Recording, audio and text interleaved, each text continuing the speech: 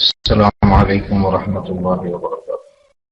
ഇമാം ഗസ്സാലി റഹ്മത്തുള്ളാഹി അലൈഹി തങ്ങളുടെ ഒരു ചെറിയ ഗ്രന്ഥം, ഒരു ചെറിയ കിതാബ് ഇൻഷാ അല്ലാഹ് ഈ സമയത്ത് നമുക്ക് മനസ്സിലാക്കാനും പഠിക്കാനും സാധിച്ചാൽ അത് വളരെ നന്നാകുമെന്ന അഭിപ്രായം ശ്രോതാക്കളിൽ നിന്ന് ഉണ്ടായപ്പോൾ ഗസാലി ഇമാമിന്റെ ഏറ്റവും വിഖ്യാതമായ ഗ്രന്ഥം ഇഹ്യാ ഉലൂമുദ്ദീൻ, അത് പറയുകയോ ക്ലാസ് എടുക്കുകയോ വളരെ കുറഞ്ഞ സമയത്തിനുള്ളിൽ ഒരിക്കലും സാധ്യമല്ല. അതുകൊണ്ട് 55 വർഷത്തെ ജീവിതത്തിനിടയിൽ ഹിജറ 450 ജനിച്ച് 505 വഫാത്തായ മഹാനാണ് ഇമാം മുഹമ്മദുൽ ഗസ്സാലി റഹ്മത്തുള്ളാഹി അലൈഹി തങ്ങൾ. ആ ഗസ്സാലി ഇമാമ് ആകെ ജീവിച്ചത് 55 കൊല്ലമാണെങ്കിലും ബഹുമാനപ്പെട്ടവരുടെ അറിവിന്റെ ആഴവും ദീനിനു വേണ്ടിയുള്ള സമർപ്പണവും എത്രമാത്രമാണെന്ന് ഗസാലി ഇമാമിന്റെ ചരിത്രം പഠിക്കുന്നവർക്ക് അറിയാം. ആ ഇസ്ലാമിക കർമ്മശാസ്ത്ര രംഗത്ത് ഒരുപാട് കിതാബുകൾ ഇമാം ഗസാലി രചിച്ചിട്ടുണ്ട്. അതുപോലെ തസവ്വുഫിന്റെ രംഗത്ത് ഇമാം ഗസാലി വളരെ വിലപ്പെട്ട കുറെ കിതാബുകൾ രചിച്ചിട്ടുണ്ട്.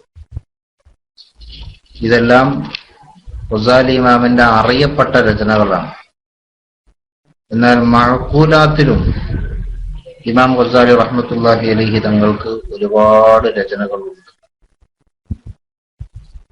കർമ്മശാസ്ത്രത്തിൽ വജീസും വസീത്തും ബസീത്തും എല്ലാം ഇമാം ഗസാലി റഹ്മത്തുള്ളാഹി അലൈഹി തങ്ങളുടെ വിഖ്യാത ഗ്രന്ഥങ്ങളാണ്. ഇവിടെ ഗസാലി ഇമാമിന്റെ അറിവിന്റെ ആഴവും പരപ്പും ഒന്നും നമുക്ക് പറഞ്ഞു തീർക്കാൻ പറ്റിയതല്ല.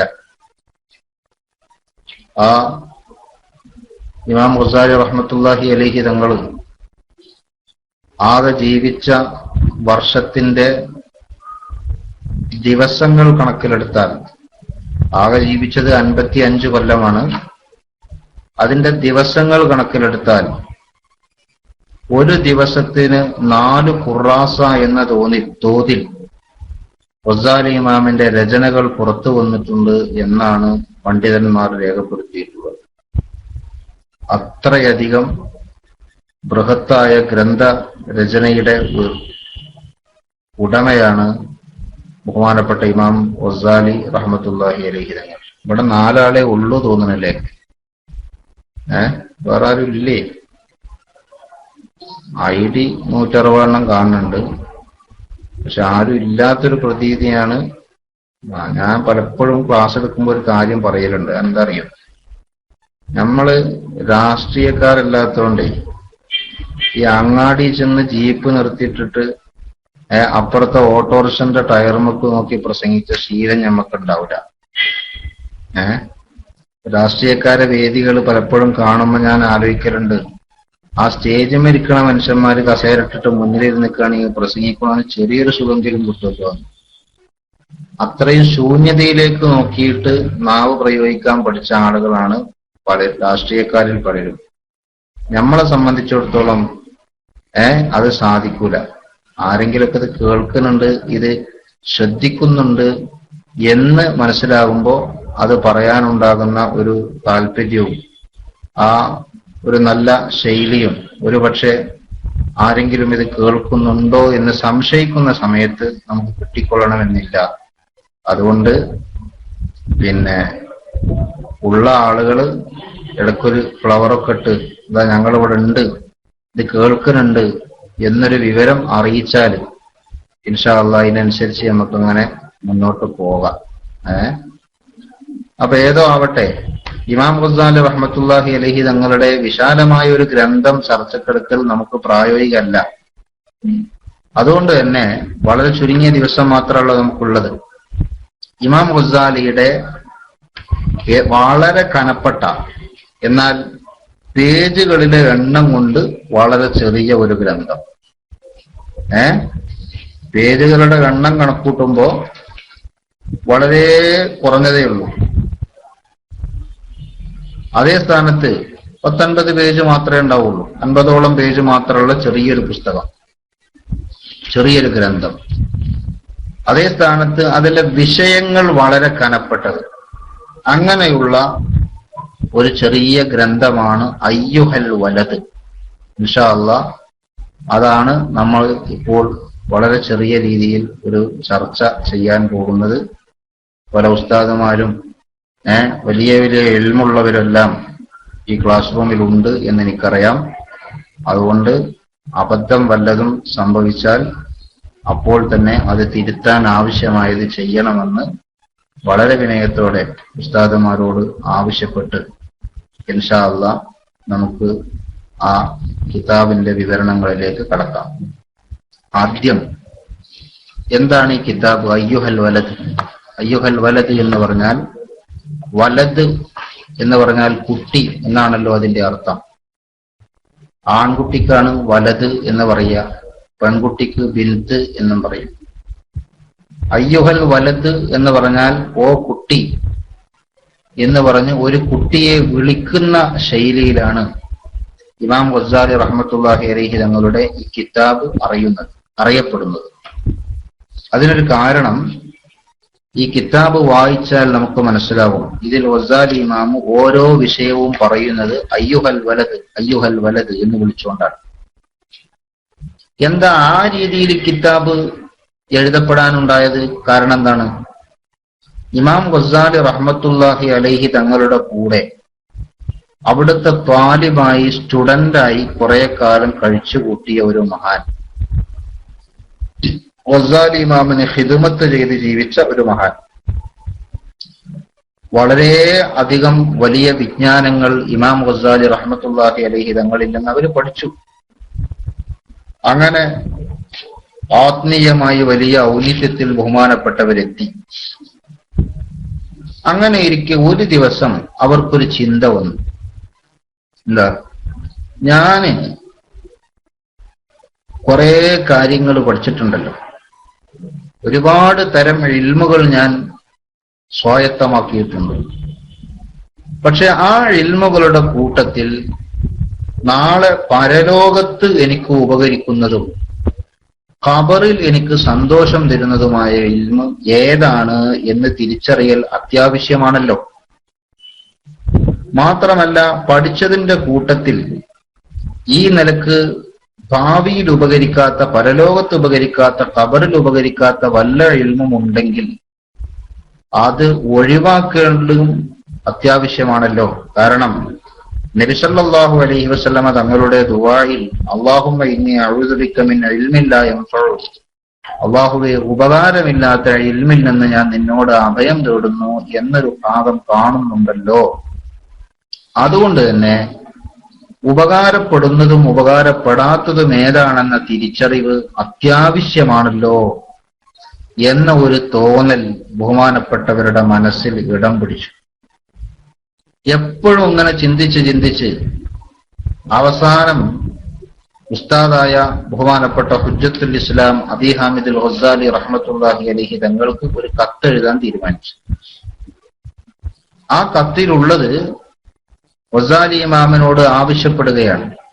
എന്താണ് ആവശ്യപ്പെടുന്നത്? എന്റെ മനസ്സിൽ ഉപകാരപ്രദമായ ഇൽമ് ഏതാണ്, എനിക്ക് നാളെ പരലോകത്ത് ഉപകരിക്കുന്ന അറിവ് ഏതാണ് എന്ന ചിന്ത എന്നെ അലട്ടിക്കൊണ്ടേയിരിക്കുന്നു. അതുകൊണ്ട് എനിക്ക് ഉപകാരപ്രദമായതിനെ അങ്ങ് വേർതിരിച്ച് മനസ്സിലാക്കി തരികയും എനിക്ക് ആവശ്യമായ നസീഹത്ത്, ഉപദേശ നിർദ്ദേശങ്ങൾ അങ്ങിന്റെ ഭാഗത്തു നിന്നുണ്ടാകുകയും എനിക്ക് പ്രധാനപ്പെട്ട ഒരു ദുആ പറഞ്ഞു തരികയും വേണം എന്ന് പറഞ്ഞുകൊണ്ടാണ് ബഹുമാനപ്പെട്ട ഇമാം ഗസാലി റഹ്മത്തുള്ളാഹി അലൈഹി തങ്ങൾക്ക് ഈ ശിഷ്യൻ കത്തെഴുതുന്നത്. അതുകൊണ്ട് തന്നെ പിന്നെ ഇമാം ഗസാലി റഹ്മത്തുള്ളാഹി അലൈഹി തങ്ങൾ ഇതില് കുറെ നസീഹത്തുകൾ ഇങ്ങനെ പറയുകയാണ്, കുറെ ഉപദേശങ്ങൾ പറയുകയാണ്.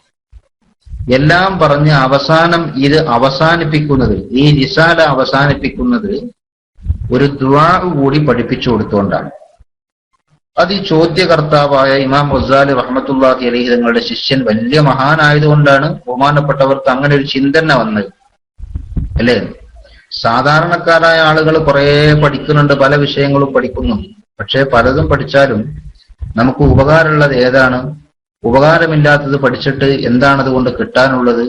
ആഖിറത്തിൽ ഉപകരിക്കുന്ന ഇൽമല്ലേ യഥാർത്ഥത്തിൽ ഉപകാരമുള്ളത് എന്ന ചിന്തയൊന്നും നമുക്കാർക്കും വരുന്നില്ല, സാധാരണക്കാർക്ക് വരുന്നില്ല.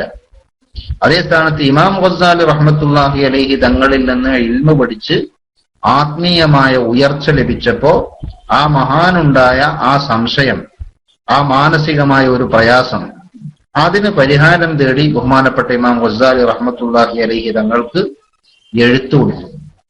എന്നിട്ട് ഗസാലി ഇമാമിനോട് പറഞ്ഞു, നിങ്ങളുടെ ലോക പ്രശസ്ത ഗ്രന്ഥമായ ഇഹ്യ പോലെയുള്ള ഗ്രന്ഥങ്ങൾ എന്റെ സംശയങ്ങളെല്ലാം തീർക്കാൻ പര്യാപ്തമാണെന്ന് എനിക്കറിയാം. പക്ഷേ ഞാൻ ആവശ്യപ്പെടുന്നത് അങ്ങനെ ഒരു ഗ്രന്ഥം ചൂണ്ടിക്കാണിക്കാനല്ല, നേരെ മറിച്ച് ഏതാനും കടലാസുകളിൽ എനിക്ക് ആവശ്യം കിട്ടുന്ന അക്ഷരങ്ങളിൽ എഴുതി തന്നാൽ എന്നും എന്റെ കൂടെ അത് സൂക്ഷിക്കാനും അത് നോക്കി അല്ലെങ്കിൽ അത് പഠിച്ച് അത് മനസ്സിലാക്കി അമൽ ചെയ്യാനും എനിക്ക് സാധിക്കണം.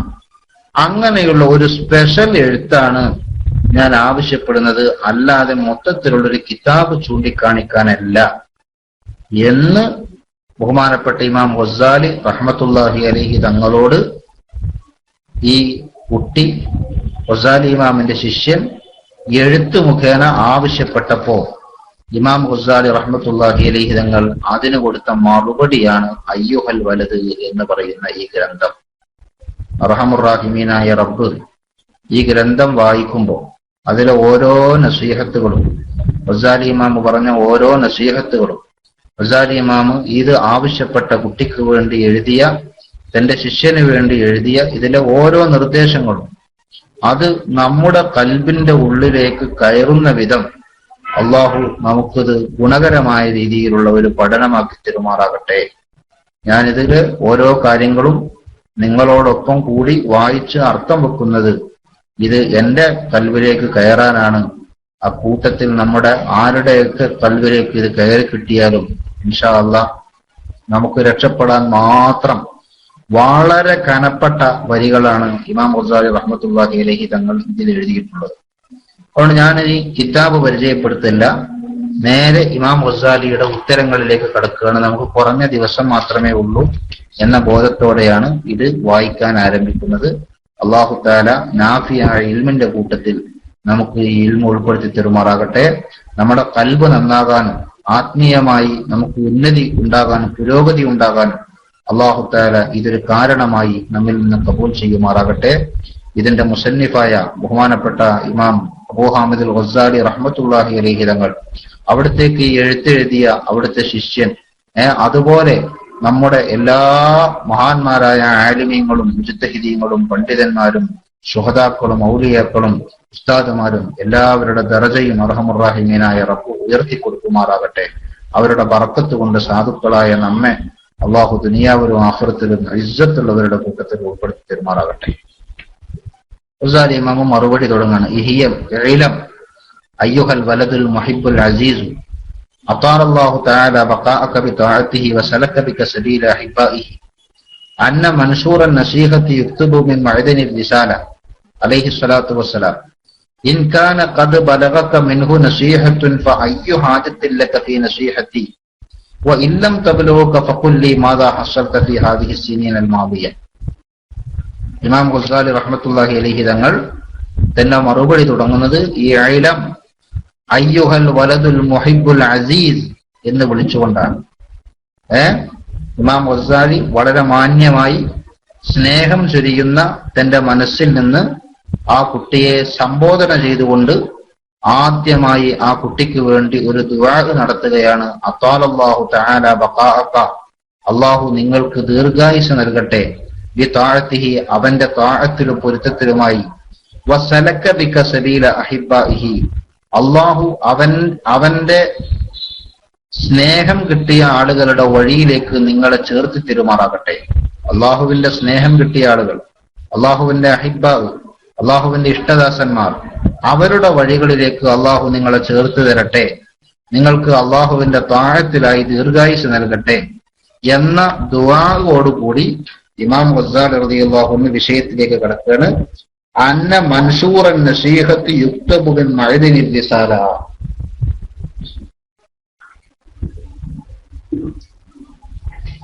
അന്ന മൻസൂറൻ നസീഹത്തി യുക്തബു മിൻ മഅദിനിർ റിസാല. പരന്നു കിടക്കുന്ന നസീഹത്ത്, ഉപദേശങ്ങൾ, അത് യുക്തബു എഴുതിയെടുക്കപ്പെടേണ്ടതാണ് മിൻ മഅദിനിർ റിസാല, റിസാലത്തിന്റെ ഉറവിടമായ നബി സല്ലല്ലാഹു അലൈഹി വസല്ലമ തങ്ങളിൽ നിന്ന്. റിസാലത്ത് അല്ലാഹു സുബ്ഹാനഹു വ തആല മുർസലീങ്ങൾക്ക് നൽകുന്ന പദവിയുടെ പേരാണല്ലോ റിസാലത്ത്. റിസാലത്ത് കിട്ടുമ്പോഴാണ് ഒരാൾ മുർസലാകുക. എന്താണ് അതിന്റെ പൊരുൾ എന്ന് മറ്റു കിതാബുകളെല്ലാം പലപ്പോഴും ചർച്ച ചെയ്തിട്ടുള്ള ഒരു വിഷയമാണ്. നമ്മളത് അത്തരം കാര്യങ്ങളുടെ ചർച്ച ഇപ്പോൾ ഉദ്ദേശിക്കുന്നില്ല. അപ്പൊ നബി എന്നതിന്റെ അപ്പുറത്ത് അല്ലാഹു സുബ്ഹാനഹു വ തആല പ്രബോധനത്തിനുള്ള കൽപ്പന നൽകിക്കൊണ്ടോ അല്ലെങ്കിൽ മറ്റൊരഭിപ്രായം അനുസരിച്ച് നസ്ഖോ കിതാബോ നൽകിക്കൊണ്ടോ അള്ളാഹു ആദരിച്ച ആളുകളാണ്, പ്രത്യേകത കൽപ്പിച്ച ആളുകളാണ് മുർസലീങ്ങൾ എന്ന് പറയുന്നവർ. അപ്പൊ അമ്പിയാക്കളെക്കാൾ മഹത്വമുള്ളവരാണ് മുർസലീങ്ങൾ. സാധാരണ അമ്പിയാക്കളെക്കാൾ മഹത്വമുള്ളവരാണ് മുർസലീങ്ങൾ. ആ റിസാലത്ത്, അല്ലാഹു തആല റിസാലത്ത് എന്ന പദവി എവിടെയൊക്കെ കൊടുത്തിട്ടുണ്ടോ അതിന്റെ എല്ലാം ഉറവിടം നബി സല്ലല്ലാഹു അലൈഹി വസല്ലമ തങ്ങളാണ്. അപ്പൊ റിസാലത്തിന്റെ ഉറവിടം ആകുമ്പോ തീർച്ചയായിട്ടും നുബുവത്തിന്റെയും ഉറവിടമാണ്. കാരണം നുബുവത്ത് റിസാലത്തിന്റെ ചുവട്ടിലാണ്. നുബുവത്തില്ലാതെ റിസാലത്ത് ഉണ്ടാവൂല. മാത്രമല്ല ആ നുബുവത്തിന്റെയും റിസാലത്തിന്റെയും ഉറവിടമാകുമ്പോൾ നുബുവത്ത് റിസാലത്ത് അല്ലാഹു തആല നൽകിയിട്ടുള്ളത് മനുഷ്യർക്കാണ്. മനുഷ്യരാകട്ടെ അള്ളാഹുവിന്റെ സൃഷ്ടികളിൽ ഏറ്റവും ബഹുമാനമുള്ള ജീവികളും ആണ്. അപ്പൊ ആ ജീവികളുടെ കൂട്ടത്തിൽ അല്ലാഹു തആല ഏറ്റവും ബഹുമാനമുള്ളവരായി തെരഞ്ഞെടുത്ത അമ്പിയാക്കൾ, ആ അമ്പിയാക്കളിൽ നിന്ന് തെരഞ്ഞെടുത്ത മുർസലീങ്ങൾ, ആ മുർസലീങ്ങൾക്ക് കൊടുക്കുന്ന സ്ഥാനമാണ് റിസാലത്ത്. ആ റിസാലത്തിന്റെ ഉറവിടം നബി സല്ലല്ലാഹു അലൈഹി വസല്ലമ തങ്ങളാണെന്ന് പറയുമ്പോ റസൂലുള്ളാഹി സ്വല്ലല്ലാഹു അലൈഹി വസല്ലമ തങ്ങൾ ഖൈറുൽ ഖൽഖും അഷ്റഫുൽ ഖൽഖുമാണ് എന്ന ഒരു ധ്വനി അല്ലെങ്കിൽ എന്ന ഒരു പഠനം ഇമാം ഗസ്സാലി റളിയല്ലാഹു അൻഹുവിന്റെ ആ വാക്കിൽ നിന്ന് നമുക്ക് കിട്ടും. ആ ഗസ്സാലി ഇമാം പറയാ, ഇങ്ങനെ ലോകത്തെ ഏറ്റവും ഉന്നതരായ റിസാലത്തിന്റെ ഉറവിടമായ നബി സല്ലല്ലാഹു അലൈഹി വസല്ലമ തങ്ങളിൽ നിന്നാണ് നസീഹത്തുകൾ എഴുതിയെടുക്കേണ്ടത്. അല്ലാതെ ഞാനല്ല അത് എഴുതി തരേണ്ടത് എന്ന് പറഞ്ഞാൽ എന്റെ സ്വന്തം വകയല്ല ഞാൻ നസീഹത്ത് തരുന്നത്.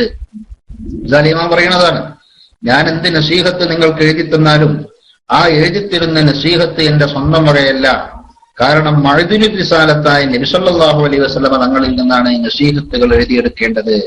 എന്നിട്ട് ചോദിക്കുകയാണ് ഗസ്സാലി ഇമാം, ഇൻ കാന ഖദ് ബലഗക മിൻഹു നസീഹത്തുൻ, ആ നബി സല്ലല്ലാഹു അലൈഹി വസല്ലമ തങ്ങളുടെ പരന്നു കിടക്കുന്ന നസീഹത്തുകളിൽ നിന്ന് ഏതെങ്കിലും ഒരു ഉപദേശം നിങ്ങൾക്ക് കിട്ടിയിട്ടുണ്ടെങ്കിൽ ഫഹയ്യു ഹാജത്തിൻ ലക ഫീ നസീഹത്തി, പിന്നെ നിങ്ങൾക്ക് എന്തിനാണ് എന്റെ ഉപദേശം?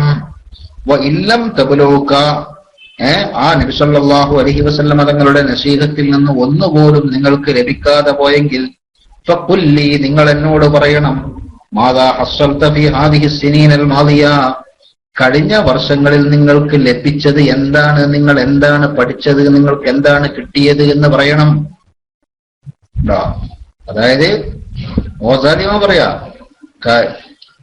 നബി സല്ലല്ലാഹു അലൈഹി വസല്ലമയുടെ നസീഹത്തിൽ നിന്ന് ഒരു നസീഹത്ത് നിങ്ങൾക്ക് കിട്ടിക്കണമെങ്കിൽ പിന്നെ എന്റെ നസീഹത്ത് നിങ്ങൾക്ക് ആവശ്യമില്ല. അതല്ല, റസൂലുള്ളാഹിന്റെ നസീഹത്ത് നിങ്ങൾക്ക് ഒന്നും കിട്ടാതെ പോയെങ്കിൽ കഴിഞ്ഞ കാലങ്ങളിൽ നിങ്ങൾ കുറെ പഠനത്തിന് വേണ്ടി ചെലവഴിച്ചല്ലോ, അതുകൊണ്ട് എന്ത് ഉപകാരമാണ് കിട്ടിയത് എന്ന ചോദ്യം ആദ്യമായി ചോദിച്ചുകൊണ്ട് ഗസാലി ഇമാം റഹ്മത്തുള്ളാഹി അലൈഹി തങ്ങൾ ഓരോരോ നസീഹത്തിലേക്ക് ഇങ്ങനെ കടക്കുകയാണ്. കേട്ടോളൂ. അയ്യുഹൽ വലദ് മിൻ ജുംലത്തി മാ നസഹ ബിഹി റസൂലുള്ളാഹി സ്വല്ലല്ലാഹു അലൈഹി വസല്ലം ഉമ്മത്തഹു ഖൗലുഹു അലാമത്തു ഇറാദില്ലാഹി തആല അനിൽ അബ്ദി ഇസ്തിഗാലുഹു ബിമാ ലാ യഅനി.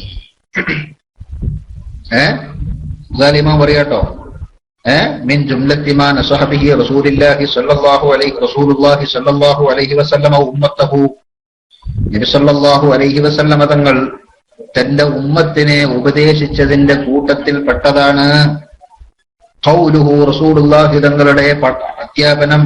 എന്താ പറഞ്ഞത്? അലാമത്തു ഇറാദില്ലാഹി തആല അനിൽ അബ്ദി, ഒരു അടിമയെ അള്ളാഹു മൈൻഡ് ചെയ്യുന്നില്ല എന്നതിന്റെ അടയാളമാണ് ഇസ്തിഗാലുഹു ബിമാ ലാ യഅനിഹി, അവന് ആവശ്യമില്ലാത്തതിൽ അവൻ വ്യാപൃതനാകുന്നത്. ഉണ്ടോ? ആവശ്യമില്ലാത്ത പണി ഒരാൾ എടുക്കുന്നുണ്ടെങ്കിൽ അത് അല്ലാഹു തആല അവനെ മൈൻഡ് ചെയ്യുന്നില്ല എന്നതിന്റെ അടയാളമാണ് എന്ന് നബി സല്ലല്ലാഹു അലൈഹി വസല്ലം തങ്ങളുടെ ഉപദേശത്തിലുണ്ട്. ഇമാം പറയാ, മിൻ ഹുസ്നി ഇസ്ലാമിൽ മർഇ തർക്കുഹു മാ ലാ യഅനി എന്ന് നബി സല്ലല്ലാഹു അലൈഹി വസല്ലം ഹദീസിലുണ്ട്. ഒരു മനുഷ്യന്റെ ഇസ്ലാം അത് ശരിയാകുന്നതും സമ്പൂർണമാകുന്നതും ആ ഇസ്ലാമിന് ഭംഗിയുണ്ടാകുന്നതും എപ്പോഴാണ്?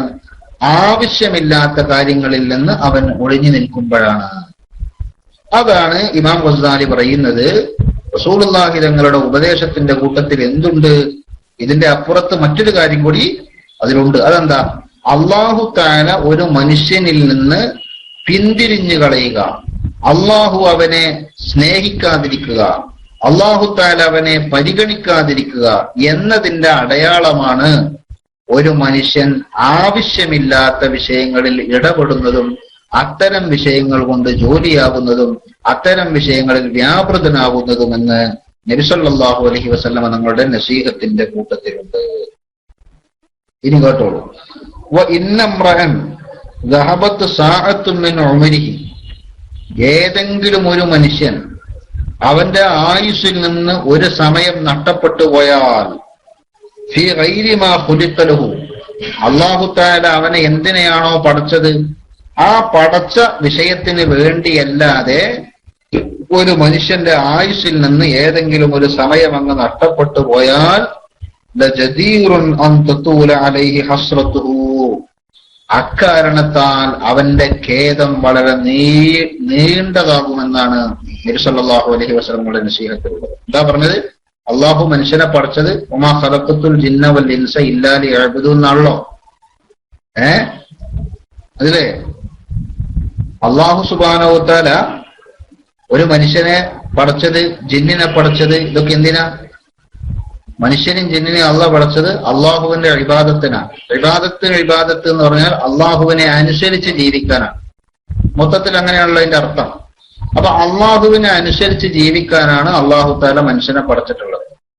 ഈ ഒരു ആവശ്യത്തിനല്ലാതെ ഒരു മനുഷ്യൻ അവന്റെ സമയം വിനിയോഗിക്കുന്നുവെങ്കിൽ, അവിടെ ഗസാലി ഇമാം പ്രയോഗിച്ച നബി സല്ലല്ലാഹു അലൈഹി വസല്ലം നിങ്ങളുടെ ഹദീസിൽ നിന്ന് എടുത്തു കാണിച്ച ഭാഗം അവിടെ ഉള്ളത് എങ്ങനെ? റസൂലുള്ളാഹിന്റെ പ്രയോഗമാണോ? ഗസാലി ഇമാം അത് എടുത്തു കാണിക്കുന്നു. എന്തായാലുള്ളത്? ഏതെങ്കിലും ഒരു മനുഷ്യന്റെ ആയുസ്സിൽ നിന്ന് വല്ല സമയവും, അങ്ങനെയാണ് അതിന്റെ അർത്ഥം വരിക. ഒരു മനുഷ്യന്റെ ആയുസ്സിൽ നിന്ന് വല്ല സമയവും അവനെ അള്ളാഹു പഠിച്ചത് ഇബാദത്ത് ചെയ്യാനും പടച്ച റബ്ബിനനുസരിച്ച് ജീവിക്കാനുമാണല്ലോ, അതിനു വേണ്ടിയല്ലാതെ ചെലവഴിച്ചു പോയാൽ ലജദീറുൻ അൻ തതൂല അലൈഹി ഹസ്റതുഹു, അവന്റെ ഖേദം വളരെ നീളേണ്ടതാണ്. മനസ്സിലായോ? അക്കാരണത്താലേ പരലോകത്ത് ചെല്ലുമ്പോ അതിന്റെ പേരിലുണ്ടാകുന്ന ഖേദം ചില്ലറയായിരിക്കൂല, വളരെ നീണ്ടതാകും.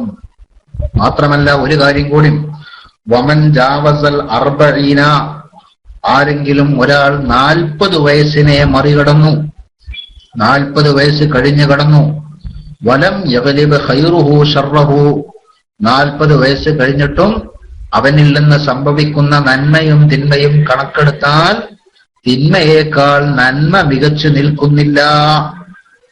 കേട്ടോ, ഒരാളുടെ അവസ്ഥ എന്താ? വയസ്സ് 40 കഴിഞ്ഞാണ്, ഇപ്പോഴും അവന്റെ ജീവിതത്തിന്റെ സംഭവിക്കുന്ന പ്രവർത്തികളും വാക്കുകളും എല്ലാം ഒന്ന് കണക്കെടുത്താൽ അതിൽ ഖൈറും ഉണ്ടാവും ഷർറും ഉണ്ടാവും. ഹൈറായതുകൊണ്ട് ഷർറായതുകൊണ്ട്, നന്മയുണ്ട് തിന്മയുണ്ട്. പക്ഷേ തിന്മയേക്കാൾ നന്മ കൂടുതലില്ല. 40 വയസ്സ് കഴിഞ്ഞപ്പോഴും ഒരാളുടെ അവസ്ഥ അങ്ങനെയാണെങ്കിൽ ഫൽ യതജഹ്ഹസ് ഇലന്നാർ, അവൻ നരകത്തിലേക്ക് പോകാൻ ഒരുങ്ങിക്കൊള്ളട്ടെ എന്ന് നബി സല്ലല്ലാഹു അലൈഹി വസല്ലമ തങ്ങൾ പറയുന്നുണ്ട്. ഇമാമ് പറയാ, റസൂലുള്ളാഹിന്റെ ഹദീസ് ധരിച്ചിട്ടാണ് ഈ പറഞ്ഞത്. അവ നേരത്തെ ആണോ ഒറ്റ ഹദീസാണ് ഈ പറഞ്ഞത്. എന്താണ് ആ ഹദീസിന്റെ മൊത്തത്തിലുള്ളത്? ഒരു മനുഷ്യനെ അള്ളാഹു പരിഗണിക്കുന്നില്ല എന്നതിന്റെ അടയാളമാണ് അവൻ ആവശ്യമില്ലാത്ത വിഷയത്തിൽ ഇടപെടുന്നതും ആവശ്യമില്ലാത്ത വിഷയത്തിൽ ജോലിയാകുന്നതും അതിൽ വ്യാപൃതനാകുന്നതും. ജീവിതത്തിൽ അള്ളാഹു തന്ന ആയുസ്സിൽ നിന്ന് ഒരു സമയം പടച്ച റബ്ബ് അവനെ എന്തിനെയാണോ പടച്ചത് ആ വിഷയത്തിലല്ലാതെ ചെലവഴിച്ചു പോയാൽ അതിന്റെ പേരിൽ വരുന്ന ഖേദം ചെറുതാവില്ല. ആർക്കെങ്കിലും 40 വയസ്സ് വിട്ടുകടന്നിട്ടും അവന്റെ ഹൈറ് ഷെറിനേക്കാൾ മികച്ചു നിൽക്കാതെ നന്മ തിന്മയേക്കാൾ കൂടാത്ത ഒരവസ്ഥ വന്നാൽ അവൻ നരകത്തിലേക്ക് പോകാൻ ഒരുങ്ങിക്കൊള്ളട്ടെ. ഇതാണ് നബി സല്ലല്ലാഹു അലൈഹി വസല്ലമ തങ്ങളുടെ ഹദീസ്. ഹദീസ് മനസ്സിലായല്ലോ? ഈ ഹദീസ് എടുത്തിട്ട് ഗസാലി ഇമാം പറയാ, വഫീ ഹാദിഹി നസീഹത്തി കിഫായത്തുൽ അഹ്ലിൽ ഇൽം. വഫീ ഹാദിഹി നസീഹ, ഈ ഉപദേശത്തിലുണ്ട് കിഫായത്തുൽ അഹ്ലിൽ ഇൽമി, വിവരമുള്ളവർക്ക് മതിയായതുണ്ട്. ഇനി രണ്ടാമത്തെ ഒരു നസീഹത്തിന്റെ ആവശ്യമില്ല, അത്രയും കനപ്പെട്ടതാണ്. കാരണം അല്ലാഹു തആല മനുഷ്യനെ പഠിച്ചത് അള്ളാഹുവിനെ അനുസരിച്ച് ജീവിക്കാനാണെന്ന് അറിയാത്തവരില്ല. അതിനല്ലാതെ ഒരു സമയം നഷ്ടപ്പെടുത്തി പോയാൽ അതിന്റെ പേരിൽ ഉണ്ടാകുന്ന ഖേദം തീർത്താ തീരൂല എന്ന് നബി സല്ലല്ലാഹു അലൈഹി വസല്ലം തങ്ങൾ ഈ ഹദീസിൽ പഠിപ്പിക്കുന്നുണ്ട്. മാത്രമല്ല മനുഷ്യന് പ്രായം കൂടിക്കൊണ്ടിരിക്കുകയാണ്.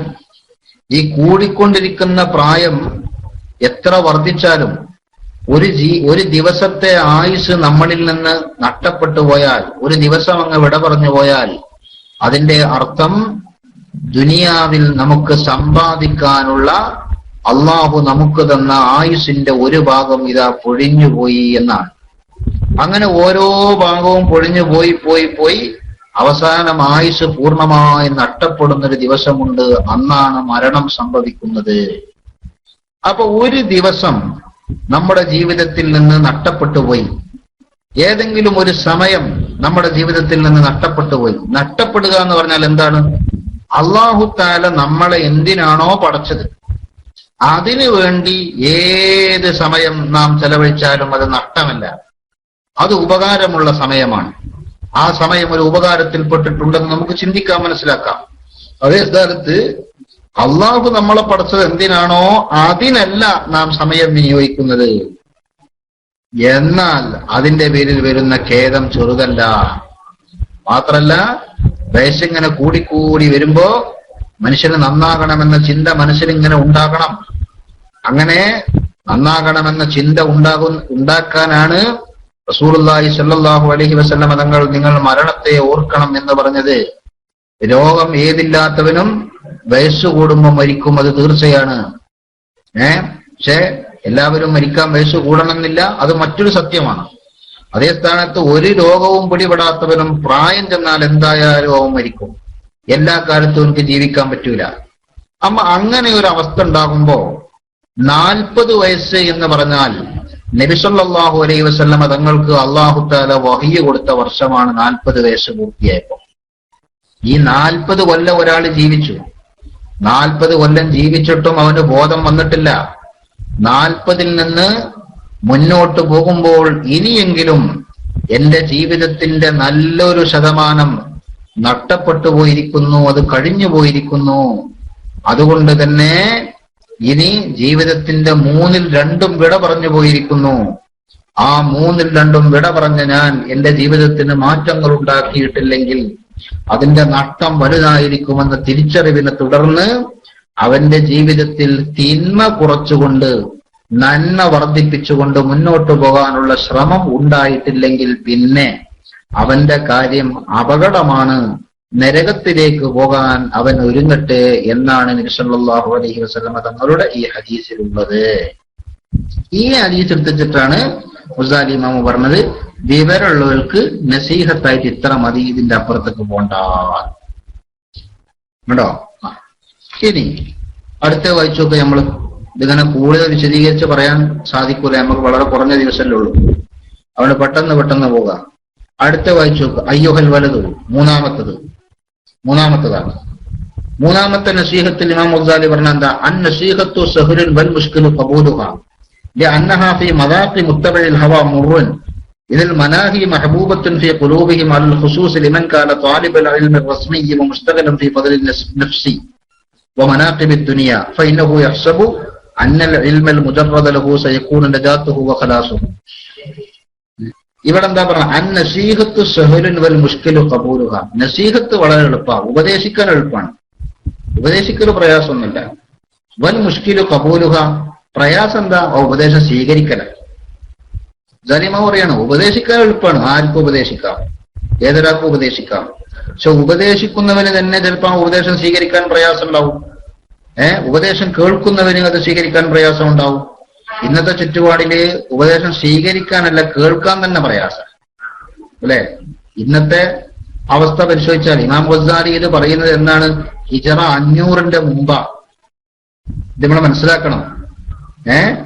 ഹിജറ 500 മുമ്പാണ് ഗസാലി ഇമാം ഇക്കാര്യം പറയുന്നത്. കാരണം ഞാൻ പറഞ്ഞല്ലോ, ഹിജറ 505 ഇമാം ഗസാലി റഹ്മത്തുള്ളാഹി അലൈഹി തങ്ങൾ വഫാത്തായത്. അതിന് മുന്നേ പറഞ്ഞ സംഗതിയാണത്.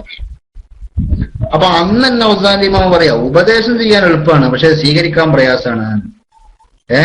ഇന്ന് ലോകത്തിന്റെ കഥ കുറേയും കൂടി മാറിയില്ലേ? അപ്പൊ ഇന്നത്തെ അവസ്ഥ എന്താ? ഉപദേശം സ്വീകരിക്കാൻ പ്രയാസമെന്നല്ല, ഇന്ന് ഉപദേശം കേൾക്കാൻ തന്നെ പ്രയാസമാണ്.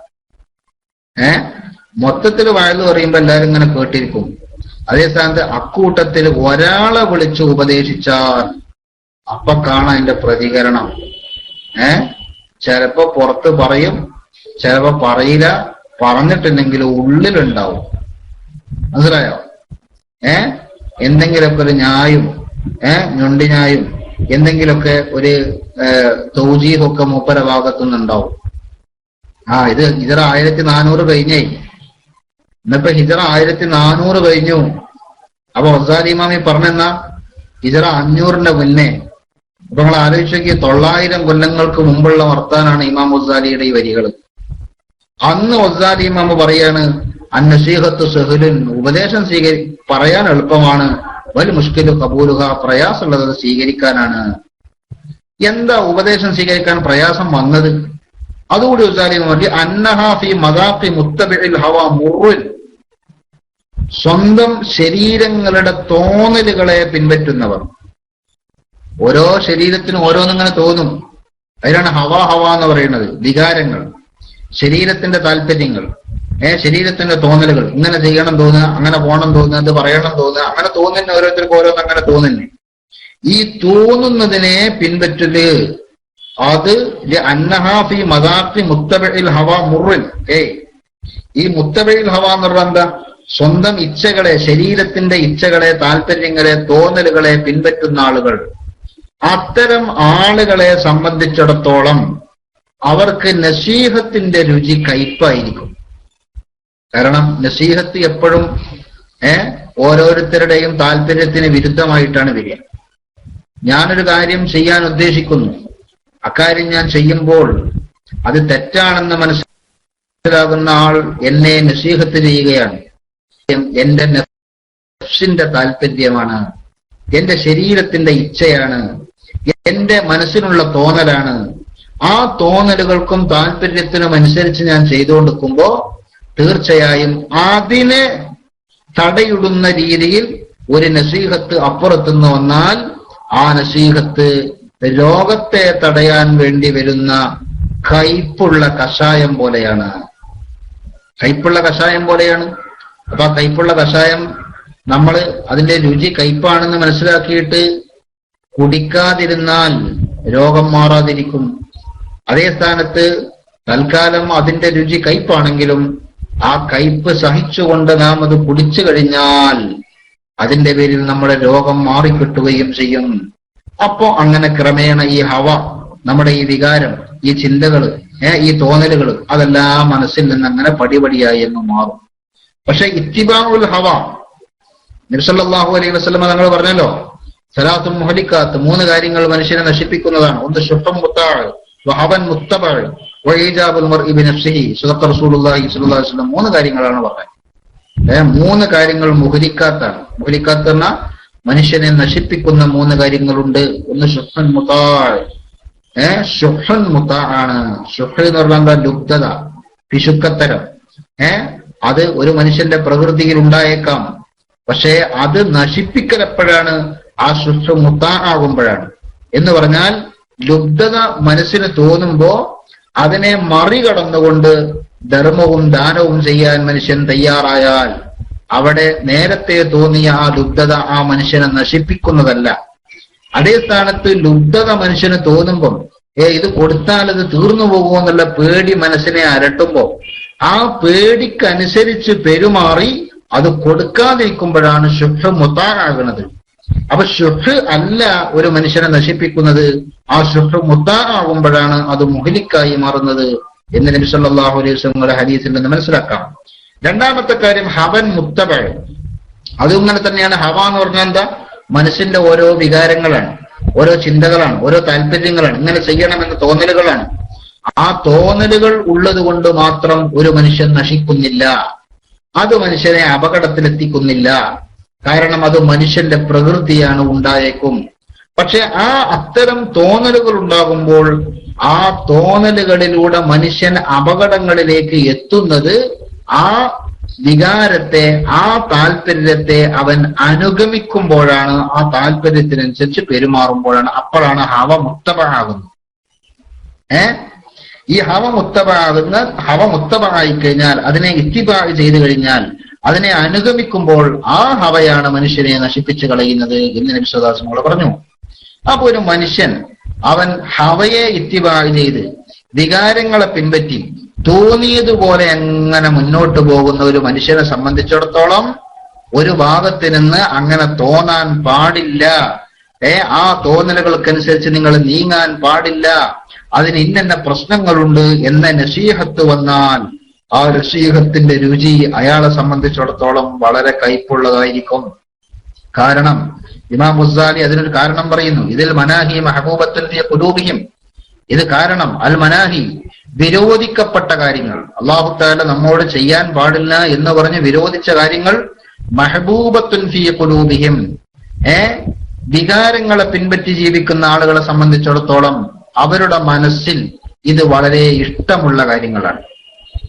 വികാരങ്ങളെ പിൻപറ്റി ജീവിക്കുക, ശരീരത്തിന്റെ താല്പര്യങ്ങളെ മാത്രം അനുസരിച്ച് ജീവിക്കുക, അങ്ങനെയുള്ള ആളുകളെ സംബന്ധിച്ചിടത്തോളം അള്ളാഹു വിലക്കിയ കാര്യങ്ങൾ എന്തും നിങ്ങൾ നോക്കൂ, ആ വിലക്കിയ കാര്യങ്ങളെല്ലാം നമുക്ക് ഇഷ്ടമുള്ള കാര്യങ്ങളാണ്. അതുകൊണ്ടാണല്ലോ ഹുജിബത്തിൽ ജന്നത്തു ബിൽ മക്കാരിഹി വ ഹുജിബത്തിൻ നാറു ബിശ്ശഹവാത്ത് എന്ന് നബി സല്ലല്ലാഹു അലൈഹി വസല്ലം തങ്ങൾ പറഞ്ഞത്. സ്വർഗം കിട്ടണമെങ്കിൽ ഒരു വലയം ഭേദിച്ചു മുന്നോട്ട് പോകണം. എന്താണ് ആ വലയം? ആ വലയത്തിന്റെ ഉള്ളിലാണ് സ്വർഗമുള്ളത്. ആ വലയം ഭേദിച്ചവനേ സ്വർഗം കിട്ടൂ. ഏതാണ് ആ വലയം? മക്കാരിഹ് എന്ന വലയമാണ് സ്വർഗത്തിന്റെ ചുറ്റുപാടിലുമുള്ളത്. മക്കാരിഹ് എന്ന് പറഞ്ഞാൽ എന്താ? മനുഷ്യന്റെ മനസ്സിന് പ്രയാസകരമായി തോന്നുന്ന കുറെ കാര്യങ്ങൾ, അതിനാണ് മക്കാരിഹ് എന്ന് പറയാ. അപ്പൊ ഉദു എടുക്കണം, തണുപ്പത്ത് പ്രയാസം തന്നെയാണ്. സുബഹിക്ക് എഴുന്നേൽക്കണം, പ്രയാസം തന്നെയാണ്. ജനാബത്തുണ്ടായാൽ കുളിക്കണം, അത് പ്രയാസമാണ്. അങ്ങനെ അതുപോലെ തന്നെ നമുക്ക് ഓരോരോ സാഹചര്യങ്ങളും സന്ദർഭങ്ങളും വരുമ്പോ ഓരോന്നിങ്ങനെ ചെയ്യാൻ തോന്നുമ്പോൾ അത്തരം കാര്യങ്ങളൊക്കെ അങ്ങ് ഒഴിവാക്കി നിർത്തണം. ഇതെല്ലാം പ്രയാസങ്ങൾ തന്നെയാണ്. ആ പ്രയാസങ്ങൾ എന്ന വലയത്തെ ഭേദിച്ചാലാണ് ഒരാൾക്ക് സ്വർഗത്തിലേക്ക് എത്താൻ സാധിക്കുന്നത്. അതുപോലെ ഹുജിബത്തിൻ നാറു ബിശ്ശഹവാത്ത്, നരകത്തിനുമുണ്ടൊരു വലയം. ആ വലയം ഭേദിക്കുമ്പോഴാണ് മനുഷ്യൻ നരകത്തിൽ ചെന്ന് ചാടുന്നത്. ഏതാണ് ആ വലയം? ഷഹവാത്താണ് ആ വലയം. ഷഹവാത്ത് എന്ന് പറഞ്ഞാൽ എന്താ? മനുഷ്യന്റെ ഇച്ഛകളും വികാരങ്ങളും. വികാരങ്ങൾ എന്ന വലയത്തെ മനുഷ്യൻ ഭേദിച്ചാൽ, മനസ്സിന്റെ തോന്നലുകൾ എന്ന വലയം, ആ വലയത്തെ മനുഷ്യൻ ഭേദിച്ചാൽ, ആ തോന്നലുകൾക്ക് അനുസരിച്ച് അങ്ങ് പെരുമാറിയാൽ ആ വലയത്തിന്റെ ഉള്ളിലുള്ളത് നരകമാണ്. ആ നരകത്തിലേക്കാണ് മനുഷ്യൻ എത്തുന്നത് എന്ന് സദഖ റസൂലുള്ളാഹി സ്വല്ലല്ലാഹു അലൈഹി വസല്ലമ തങ്ങൾ വളരെ നേരത്തെ തന്നെ പഠിപ്പിച്ചിട്ടുണ്ട്. അപ്പോ ഇത്തിബാഉൽ ഹവ, വികാരത്തെ പിൻപറ്റി ജീവിക്കുക എന്ന സ്വഭാവമുള്ള ആളുകളെ സംബന്ധിച്ചിടത്തോളം വിലക്കപ്പെട്ട കാര്യങ്ങളെല്ലാം അവരുടെ ഖൽബിൽ മഹബൂബത്താണ്, അത് ഇഷ്ടമുള്ള കാര്യങ്ങളാണ്. പ്രത്യേകിച്ചും പറയാ അലൽ ഖുസൂസ് ലിമൻ കാന താലിബൽ ഇൽമി റസ്മി മുസ്തഖലം ഫി ഫളലിൻ നഫ്സി. കണ്ടോ, പ്രത്യേകിച്ചും വികാരങ്ങളെ പിൻപറ്റി ജീവിക്കുന്ന ആളുകൾ എന്ന് പറഞ്ഞല്ലോ, ഓൾക്ക് വിരോധിക്കപ്പെട്ട കാര്യങ്ങൾ ഇഷ്ടാണ്. വിരോധിക്കപ്പെട്ട കാര്യങ്ങൾ ഇഷ്ടാന്ന് കണ്ടോ സാലിം അവർ ആർക്ക്? പ്രത്യേകിച്ചും ലിമൻ, ചിലർക്ക്. കാന താലിബൽ ഇൽമി റസ്മി, അവൻ ഔദ്യോഗികമായ വിദ്യ പഠിക്കുന്നവനാണ്. അന്ന് വ്യാഴാഴ്ച അല്ലേ? അവൻ ഔദ്യോഗികമായ വിദ്യ പഠിക്കുന്നവനാണ്. ഔദ്യോഗിക വിദ്യ എന്ന് പറഞ്ഞാൽ എന്താ? അത് പല സ്ഥാപനങ്ങളിലും ഭൗതികമായ വിവരങ്ങൾ പഠിക്കാൻ ഉള്ള സംവിധാനങ്ങളുണ്ട്. ആ സംവിധാനങ്ങൾ ഉപയോഗപ്പെടുത്തി മതപരമായ കാഴ്ചപ്പാടുകൾ സ്വീകരിക്കാതെ, മതത്തിന്റെ അറിവിന് പ്രാധാന്യം കൊടുക്കാതെ അവൻ എന്താണ്? റസ്മിയായ ഇൽമ പഠിച്ചുകൊണ്ടിരിക്കുകയാണ്. റസ്മിയായ ഇൽമ. ഈ റസ്മിയായ ഇൽമ പഠിക്കുന്ന ഒരാളെ സംബന്ധിച്ചിടത്തോളം മതപരമായ ഇൽമ അവനില്ലാതെ വരുമ്പോൾ തീർച്ചയായും വിലക്കപ്പെട്ട കാര്യങ്ങൾ അവന് മെഹബൂബത്തായി മാറും.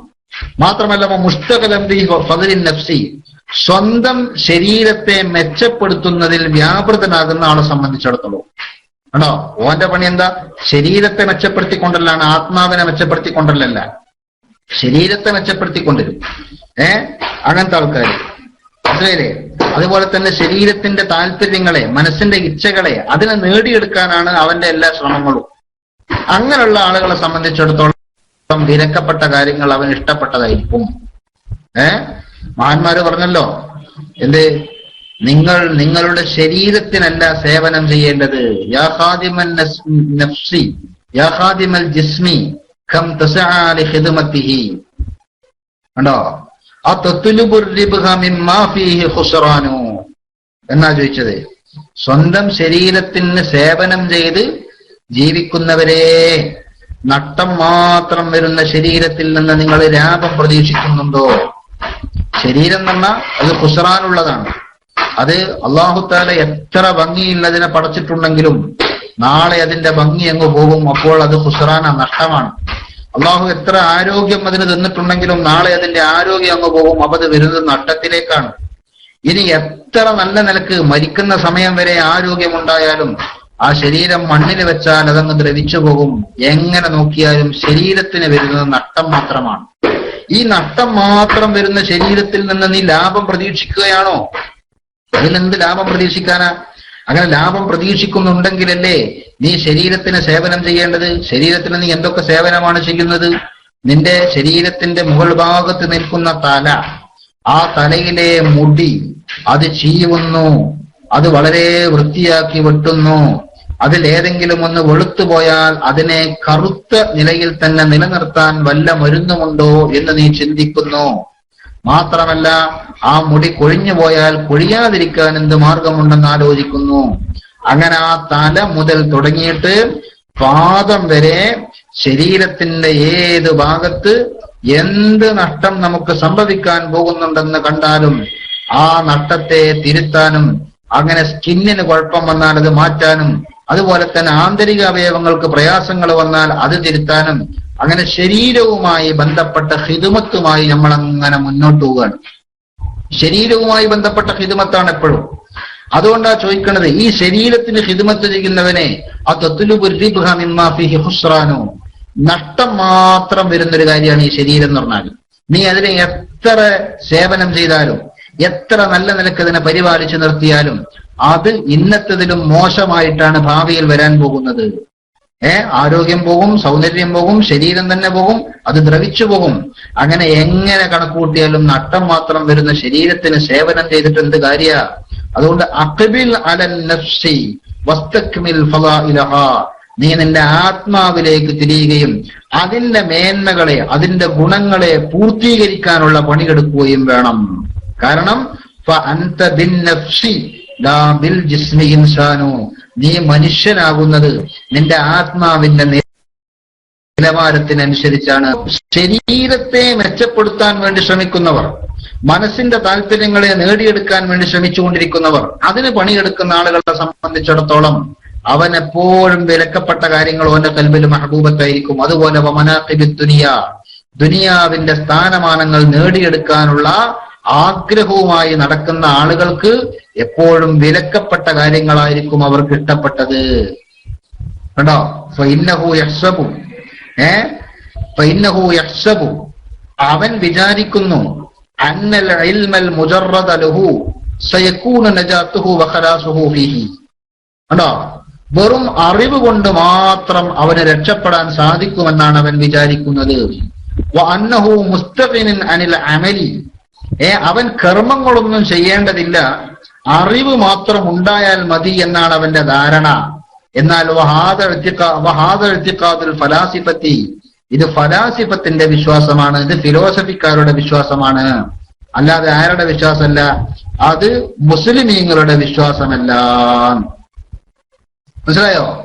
എന്നിട്ട് ഇമാം ഗസാലി റഹ്മത്തുള്ളാഹി അലൈഹി പറയാ, സുബ്ഹാനല്ലാഹ് അൽ അദീം ലാ യഅലമു ഹാദൽ ഖദ്റ അന്നഹു ഹീന ഹസ്സല അൽ ഇൽമ ഇദാ ലം യഅമൽ ബിഹി തകൂന അൽ ഹുജ്ജത്തു അലൈഹി ഹകദാ കമാ ഖാല റസൂലുള്ളാഹി സ്വല്ലല്ലാഹു അലൈഹി വസല്ലം അശദ്ദു നാസി അദാബൻ യൗമൽ ഖിയാമത്തി ആലിമൻ ലാ യൻഫഉഹു അല്ലാഹു ബിഇൽമിഹി.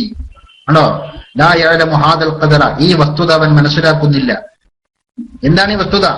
അന്നഹു ഹീന ഹസ്സല അൽ ഇൽമ, ഒരാൾക്ക് അറിവിനെ അവൻ ലഭ്യമാക്കി അറിവ് പഠിച്ചാൽ, ഇദാ ലം യഅമൽ ബിഹി, ആ അറിവനുസരിച്ച് അവൻ പ്രവർത്തിക്കുന്നില്ലെങ്കിൽ, തകൂനുൽ ഹുജ്ജത്തു അലൈഹി ആക്കദ, അവനെതിരെയുള്ള തെളിവ് ബലമുള്ളതാകും. എന്ത്? ഇൽമ ഒരാൾക്ക് ഉണ്ട്, ഇൽമ അയാൾ പഠിച്ചു, പക്ഷെ അയാളുടെ അമലുകളൊന്നും അയാൾ ശ്രദ്ധിച്ചില്ല. പഠിച്ചതൊരു ഭാഗത്ത്, ആ ഇൽമിന് നഫ്ഇല്ല എന്ന് പറഞ്ഞാൽ അതിൽ തർക്കമൊന്നുമില്ലല്ലോ.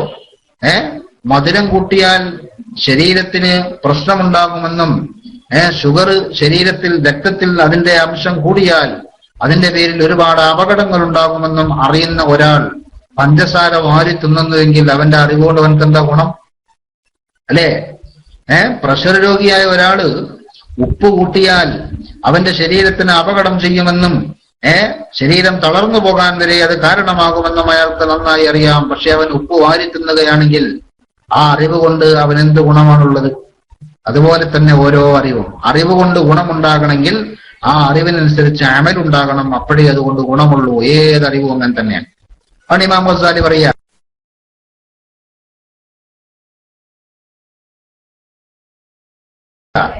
ആത്തനം അവന്റെ ഭാഗത്തുനിന്ന് ഉണ്ടായില്ലെങ്കിൽ അതുകൊണ്ട് കിട്ടാൻ പോണ എന്താണെന്നറിയോ? അവനെതിരെയുള്ള തെളിവ് കൂടുതൽ ശക്തിയുള്ളതാകും. പരലോകത്ത് ചെല്ലുമ്പോൾ അവനെതിരെയുള്ള തെളിവ് ശക്തിയുള്ളതാകും. എന്താ കാരണം?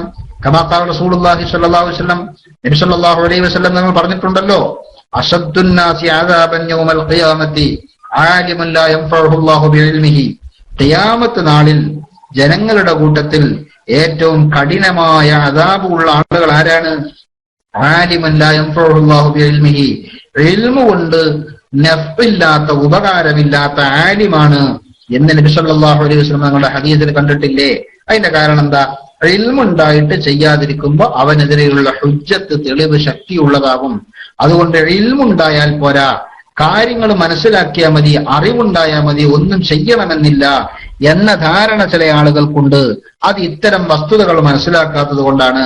അതുകൊണ്ട് അറിവ് ഉണ്ടായിട്ട് ആ അറിവിനനുസരിച്ച് ചെയ്യാതിരുന്നത് കൊണ്ട് കാര്യമൊന്നും ഉണ്ടാകാൻ പോകുന്നില്ല എന്നാണ് ബഹുമാനപ്പെട്ട ഇമാം ഗസാലി റഹ്മത്തുള്ളാഹി അലൈഹി തങ്ങൾ ഇവിടെ പറയുന്നത്. ഇൻഷാ അല്ലാഹ് 6 മണി കഴിഞ്ഞതുകൊണ്ട് തൽക്കാലം ഇന്നത്തെ ക്ലാസ് ഇവിടെ നിൽക്കട്ടെ. ബാക്കി നമുക്ക് ഇൻഷാ അല്ലാഹ് പിന്നീട് പറയാം. അല്ലാഹു തആല തൗഫീഖ് ചെയ്തെങ്കിൽ പിന്നീട് പറയാം. ഇമാം ഗസാലി റഹ്മത്തുള്ളാഹി അലൈഹി തങ്ങളുടെ ബർക്കത്ത് കൊണ്ട് അല്ലാഹു തആല നമ്മുടെ ഇൽമെല്ലാം നഫ്ഉള്ള ഇൽമാക്കി തരുമാറാകട്ടെ. നാഫിയായ ഇൽമ നമ്മുടെ ജീവിതത്തിൽ അല്ലാഹു ഏറ്റിത്തരുമാറാകട്ടെ. പഠിച്ചത് അനുസരിച്ച് അമൽ ചെയ്യുന്ന സജ്ജനങ്ങളുടെ കൂട്ടത്തിൽ അല്ലാഹു നമ്മളെയും ബന്ധപ്പെട്ട എല്ലാവരെയും ഉൾപ്പെടുത്തി തരുമാറാകട്ടെ. ഒരുപാട് കാര്യങ്ങൾ നമുക്ക് അമൽ ചെയ്യേണ്ടതായിട്ടുണ്ട്. അതിന്റെ മുമ്പിൽ വരുന്ന സർവ്വ തടസ്സങ്ങളെയും അല്ലാഹു നീക്കിത്തന്ന് എല്ലാ ശത്രുക്കളുടെ കുതന്ത്രങ്ങളിൽ നിന്നും സലാമത്താക്കി ദുനിയാവിലും ആഖിറത്തിലും ഇസ്സത്തുള്ള ഹിമ്മത്തുള്ള ഒരവസ്ഥ അല്ലാഹു നമുക്ക് നൽകി അനുഗ്രഹിക്കുമാറാകട്ടെ. കോട്ടുകൾ തന്ന നമ്മുടെ മാതാപിതാക്കളും ഉസ്താദുമാരും സ്നേഹിച്ചവരും സഹായിച്ചവരും അടക്കമുള്ള ആളുകളിൽ നിന്ന് മരണപ്പെട്ടവരുടെ ഖബർ അല്ലാഹു സ്വർഗമാക്കി കൊടുക്കുമാറാകട്ടെ. ജീവിച്ചിരിക്കുന്നവർക്ക് അല്ലാഹു ആഫിയത്തുള്ള ദീർഘായുസ്സ് നൽകി അനുഗ്രഹിക്കുമാറാകട്ടെ എന്ന് ദുആ ചെയ്ത് എല്ലാവരും ദുആ ചെയ്യണമെന്ന വസിയത്തോടെ ഇവിടെ മഗ്‌രിബിന് മിനിറ്റുകൾ മാത്രം ബാക്കിയുള്ളൂ. അതുകൊണ്ട് തൽക്കാലം നിർത്തുന്നു. വാഖിറു ദഅവാനാ അൽഹംദുലില്ലാഹി റബ്ബിൽ ആലമീൻ. അസ്സലാമു അലൈക്കും വറഹ്മത്തുള്ളാഹി.